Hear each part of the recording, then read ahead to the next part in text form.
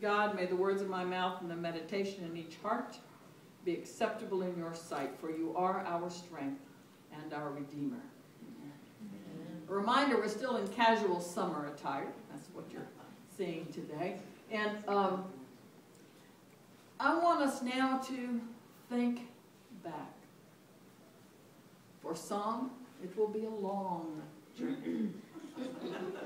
A long, long, long journey. And even though some of us may not actually remember, here's what I want us to think back to.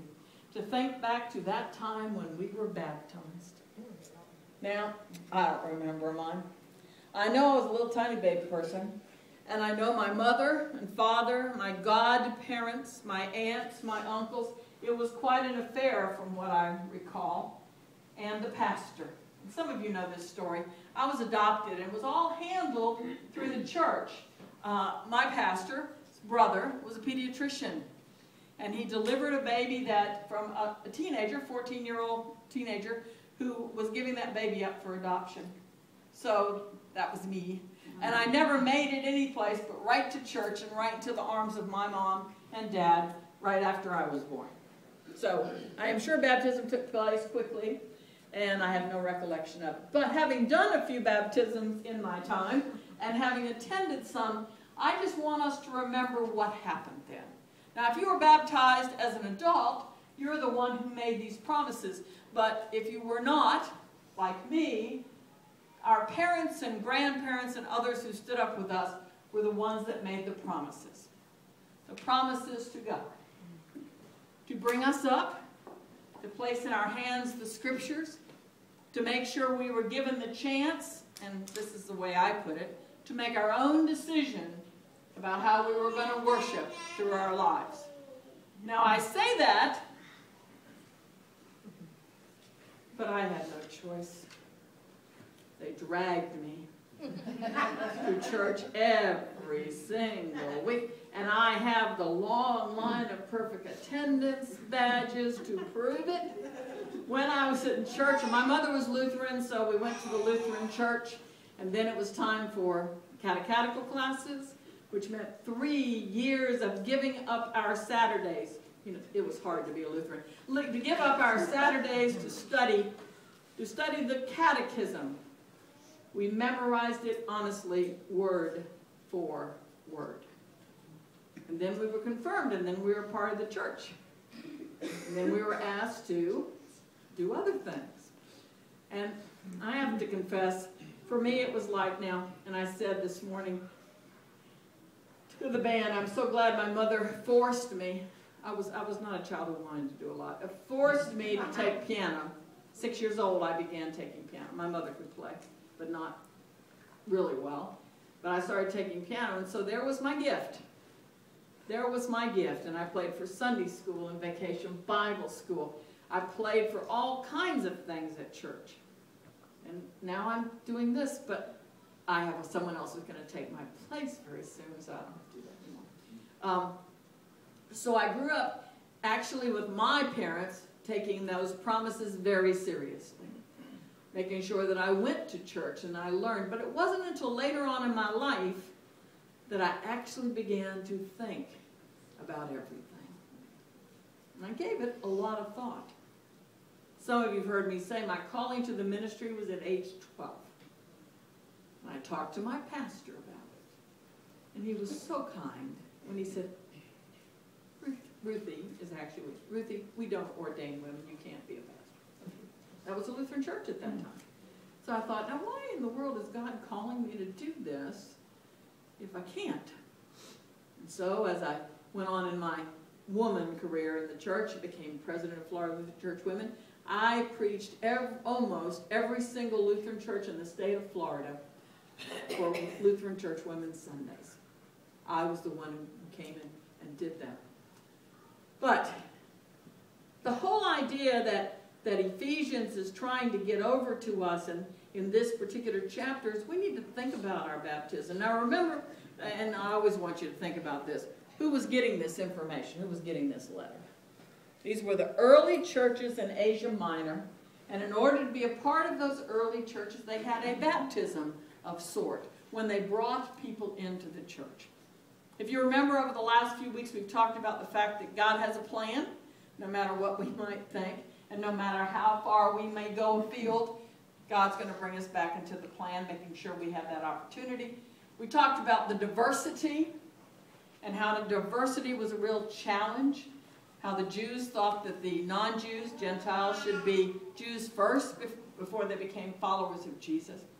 We talked about the fact that people need to understand that even though we're all different, we have a purpose as the church, a purpose.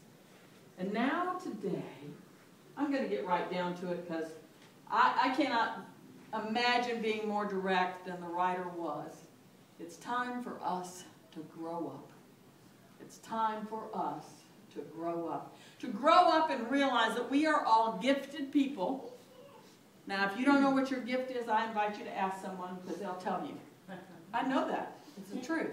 Every one of us is gifted. And our church is not complete, cannot be everything we're supposed to be until we use the gifts that we have. Some years ago, I used a phrase. I want to use it again today because I think it's important. It's time for us to take off our bibs and put on our aprons. Take off our bibs and put on our aprons. We don't need to be fed anymore. We need to start doing the feeding. And part of what we need to do as the church is be responsible to make this church everything it can possibly be.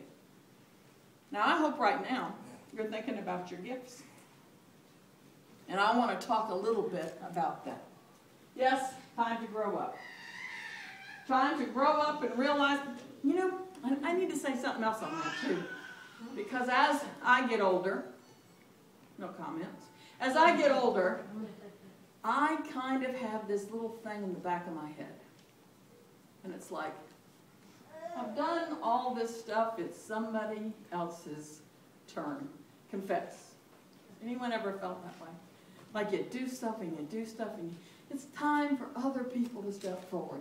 I know each year when we come up with our nominating committee, they end up talking to people and either they've already done it and don't want to be on the board again, which is fine, or they, oh, not me, I don't have the gifts for that. I don't have the gifts for that.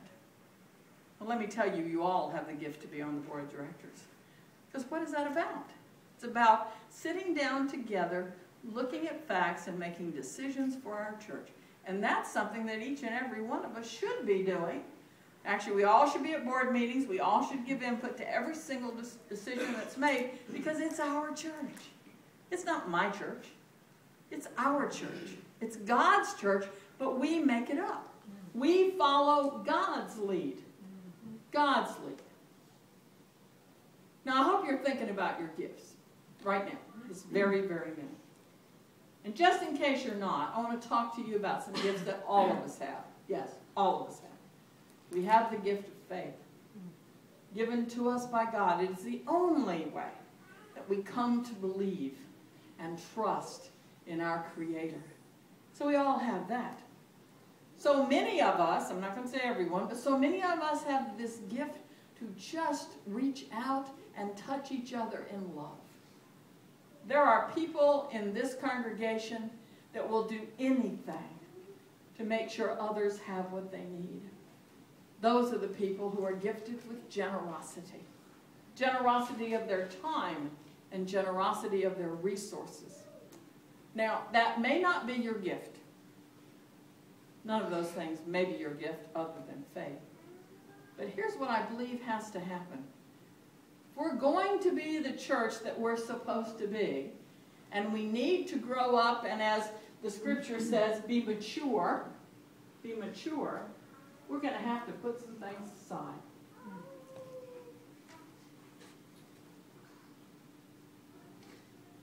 I see some of the things that go on, and as a former teacher, when I see them, I think that's how children behave. Now, I love children. I absolutely adore them. But they have this unique kind of way that they talk to each other and treat each other. And if we were not to contaminate them, hear that? If we are not to contaminate them, here's how children would grow up. And I know this. I know this because I've seen the little ones. They don't know a stranger. They love everyone. Number one on their list is a hug. Nothing else. They just want to be held and told and talked to, even when they're tiny, tiny little babies. And I've seen some of the older kids that are in here now when they were tiny, tiny little babies. I've held them and they've smiled because they're just happy. They don't worry about how much money they have. They don't worry about when their next meal is coming from, because they are born into this wonderful attitude of, I'm here. It's wonderful. I'm wonderful. And people are going to take care of them. But then we begin to teach them. And one of the first words they learn, mine. Mine. And then they learn, no. No. Mine and no. They don't come into the world with those attitudes. They don't come into the world with those attitudes. But all of a sudden, they hear it, they're taught it, and it becomes mine. And don't try to take anything away from a child who says mine. Then, the whole idea of no, it's so interesting. As I have learned in my years in ministry, I started looking at people years ago and saying, oh, well, they're just doing too much. They're just doing too much. And even though they continued to say yes, I took it upon myself to decide no for them. Okay? But here's what God worked on me about that. And God told me very clearly and showed me very clearly, it's not your choice. If people want to do, and look around this building, look at some of the people who are sitting here today. You look at them and you know. Every time you turn around, they're doing something. Why do you think we honor our volunteer of the month? Because they're doing so many things. And yes, I believe they need to say no every once in a while, but they continue to say yes. What if we're born in this world to say yes? To say yes to everything God leads us to do. And actually, that's the most important thing. Not what I ask you to do or what anyone in your family asks you to do. There's something very real when you know God is calling you to do something. Have you been there? Have you just known somewhere deep inside, I need to be doing this? And when God calls us to do something, somehow all the doubt goes away. We don't stop and say, well, now wait a minute. Am I going to have the time for that? Do I have the talent for that? Do I have the resources that I need for that? I don't know about you, but when I feel a call from God, that is the last thing on my mind. It's okay, God, if you think I can, then I'm going to trust you. And God will not ask us to do anything God doesn't already know we can do. Is it easy? Sometimes. Is it challenging? Sometimes. Is it impossible? Never. Never. You know, and thank you, Mary, for your update on everything, but I have a concern. I don't think we're being generous enough as a congregation. I look at our budget every week, and I'm wondering what's going on, and then I see people are contributing to prep, and people are contributing to adopt a bill. But let me tell you something. The one gift that I wish every single person in this congregation had was the gift of generosity. Not just for giving to the church, but for giving to people in need. We have a group here in St. Johns County called Home Again St. John's. I don't know if you've heard about it or not. They're a group who's trying very hard to consolidate all efforts to help homeless people. Elizabeth and I went to a meeting the other day. It's an update meeting. They've made some progress since the last time we attended. It's over off of 207. You probably have driven by it, home again, St. John's. They have a large campus that was actually given to them by the Salvation Army. They have a lease for 99 years. And so far they've done this. They have a place to feed people. They've absorbed Dining with Dignity that used to be downtown. They have washers, and dryers, and showers available for the homeless. Come in and do their laundry, take a shower, wonderful. And I think about, so forgive me, if anyone's involved in that, just forgive me. I think about what happened the very first time we encountered our friends in the woods. And I'll never forget what was shared with me. That we were the first people to ask them what they needed instead of telling them what they need to get. We were the first group of people who decided to ask them what they needed. As we sat in the meeting the other day, this kept going through my head. Some people don't want to be in a house. Some people don't want the responsibility. Some people just want to be free. Some people like to live in the woods. They like the freedom they have.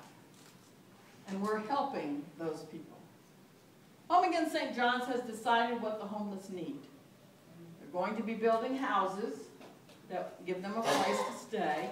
But the whole purpose of it is to get them to a place where they can go and buy a house, be productively employed, and contribute to the community. Not a bad thing, right? But what if you don't want a house? What if you don't have the kind of job that would ever allow you to get a house? What if you feel you already are a productive member of the community because you love God, and you as a homeless person will stop and help somebody else before anybody else will? And I've seen that. I know people that work with our friends in the woods have seen that. When something happens to one of them, the rest of them are right there. One of them not long ago lost his wife, the love of his life, and it was the other people that were there to support him. And thank goodness our Friends in the Woods group was also there. But every month you hear of needs. Every need that they have, we should just fill. That's it. When the list comes out, we should just, all of us, go to the store and buy whatever they need. Because we can. When you're a generous person, you're generous in all things. You're generous when your neighbor needs something. You're generous when someone is broken down by the side of the road. You're generous when someone you pass is holding up a sign, hungry, will work for food. Hungry, can you help? Now, how many of us, and I have to go back again to a group I used to know years ago, and it was a Bible study group, and they saw these people with signs, and you know what they did? They made up bags of food, you know, non-perishable, cans, napkins, all that was in there, and every single time they saw someone, they handed them a bag of food. Now, maybe all of them didn't appreciate it, but I'm telling you, there were ones that really did. And many times we heard later those people would take those bags of food and go back and share what little it was with somebody else. A spirit of generosity. It's part of maturity. And here's the last thing I want to talk about today, because it happens all too often.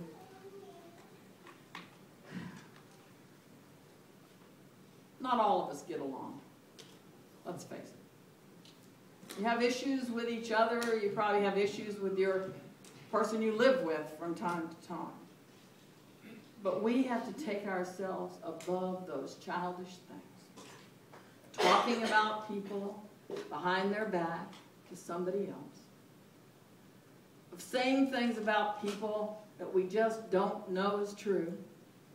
When each of you was taken in as a member of this church, the first thing, one of the things you were asked to do was to guard each other's reputation. But you know what happens? We fall right in the bandwagon, don't we? Putting somebody down. We might not even know that it's true, but, well, somebody said it. Or here's the best thing. If it was on Facebook, it has got to be true. That's why I'm not on Facebook, but not the only reason. Anyway, you know, for years and years it was like if it's on the internet, it's true, and you know, it came through, and many times Elizabeth has told me about things, and I've gone, well, that's not true. And then there came to be a way to go check it, to see if it was true. But it was on the internet, so. But anyway. So I want us to get to the place that we really are in this church, a family that loves each other. Not necessarily likes behaviors. I'm not asking you to excuse behaviors. But I'm asking you to love each other. One of the things our passage says, and I think this takes a lot of practice, to speak the truth in love. To speak the truth in love. See, so many of us are just ready to speak the truth and say, I told you so. That's not in love. Somebody's ready to jump on someone and say, you know, you continue to do the same thing over and over again and expect different results. That's not in love. Think about it. And I think that the easiest way, at least for me, is if it were me hearing what I need to hear, and I need to hear the truth just like all of us, how would I want it said to me? That's what it's about. How would I want it said to me? Again, going back to our wonderful educators, there's all kinds of ways to talk to children. And sometimes, yes, if they're in danger, you might raise your voice. But here's what I came to learn when I was teaching. Now, I was the media specialist, and so my children came to see me in the library. Huge, huge library, bigger than this building, bigger than this room. High ceilings, and these little people would come in. And the hardest thing to do is to get them to be quiet to begin with. Yes, teachers? To get them to be quiet. But here's how you do it. You see?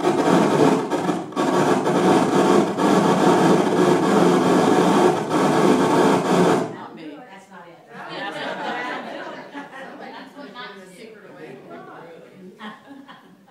I would say, good morning, children. Good afternoon, children. I'm so happy you're here today. I have some very, very exciting things. And all you need to do is sit down. As I lowered my voice, a miraculous thing happened. As I lowered my voice, they became quiet. And then when I was at the very lowest, I would talk to them about something we were going to do. Today, you're going to get a chance to check out 2 books. That's how you talk to people, and that's how you get along with people. Yelling and screaming and carrying on really does not do the job. Oh, it might immediately, but they'll go right back to the same behavior. One of the things we need to do is learn how to talk to each other, how to speak the truth in love, how to be able to say to somebody, you know, I care so much about you. Is there anything I can do to help you? Because I see that you're sad. I see that you look disappointed. I see that there's concern on your face. I don't know if I can help, but if you tell me about it, maybe I can, or maybe I can find someone who will. Too often people come in this building and leave this building with the same heavy heart. Why? Because no one's bothered to ask them. Now there's the other side of that coin, which I have to speak to really quickly. We do not read minds. If you have a need, you need to let somebody know. And those of you who've been around a while know whenever there is a need and we speak that need, it is taken care of. Every single time. Without fail. That's what the church is about. That's what a faith family is about. The book of Ephesians was written to teach people how to be the church. It was written almost 2,000 years ago. Probably in the 1st century or 2nd century after Jesus' death and resurrection. And you know what? We haven't learned how to be the church yet. We haven't learned how to be the church yet. Because we still make judgment. We still have the people who are in and out and like we have a choice about that. We still try to tell people how to worship God and how to call God's name. We continue to tell people what's going to send them to hell and assure them their salvation. Please know it's not our call. It's not our call. You see, every relationship with God is personal. Every one. We're here to worship. We're here to celebrate. We're here to learn. But we're not here to tell you how to see God. We're not here to tell you what your relationship with God needs to be. Well, then, how are you going to learn? By opening your heart. Because I will absolutely guarantee you, anytime you ask God to show you a way, God will show you a way. Anytime you ask God, what do I need to do? God will let you know what you need to do. It has never failed me in my life, ever. And there were times I felt very lost. But God showed me the way. And we are sitting in this building because of people of faith with the gift of generosity made it so. But right now we need to really look at our lives and look at how we support this church, not for us.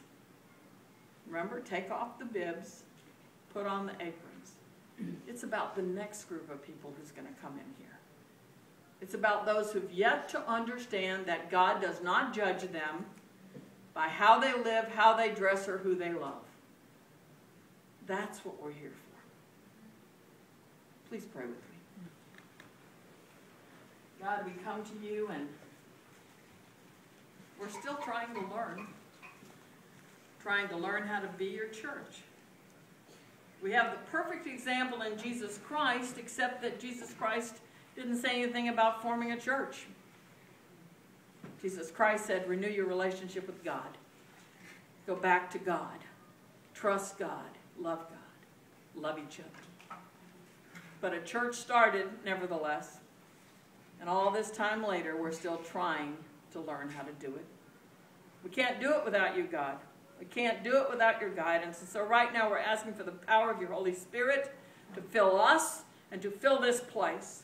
Let the power of the Spirit make us the people that you have called us to be. We claim all this in your many names. Amen.